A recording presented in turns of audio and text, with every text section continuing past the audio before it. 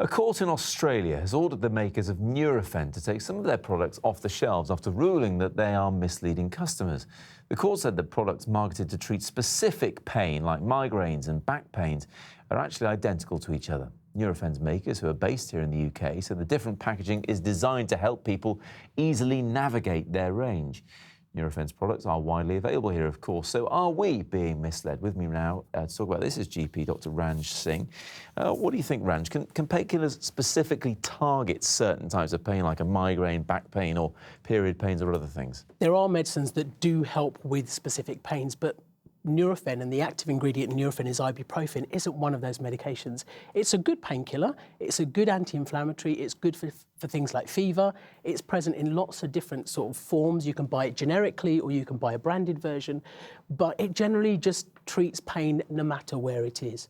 The tricky thing here is that the manufacturers have said that we are trying to help people by saying it can be used for X, Y, and Z. Yes, that's exactly right. We do have a statement from the makers of Nurofen. They're called Reckitt Benckiser, and their statement is this case is related to Australia only. All Nurofen products in the UK are not affected and continue to be available. The Nurofen specific range was launched with the intention of helping consumers navigate their pain relief options.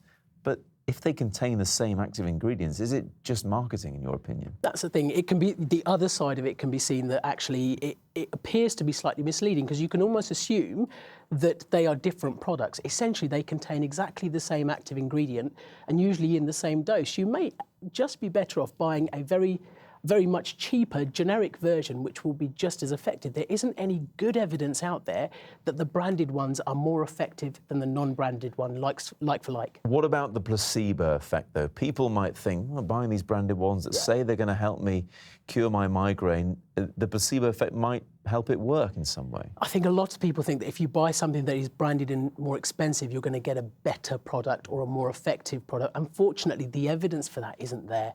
It's like buying a car, isn't it? You think that, certain brands are going to be better than others, and that's different because they are different, made differently, they contain different things. But when it comes to ibuprofen, which is the active ingredient here, it doesn't matter what it's in, it pretty much does the same thing. I mean, we still don't know an awful lot about the placebo effect, though, do we? I mean, how strong it can be in certain people. Well, we're not, the thing is, with placebo effects, we're not dealing with a placebo here. We are dealing with an active compound. We know that it works and we know that it's effective against pain and temperature and things.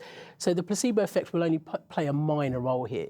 The placebo effect comes into consideration when you've got medicines that are definitely, tested against something that we know doesn't work or is an inactive compound. I mean, it's all happening in Australia. The watchdog here says it has no problem with this, that informative names are permitted to help patients select an appropriate product, they say.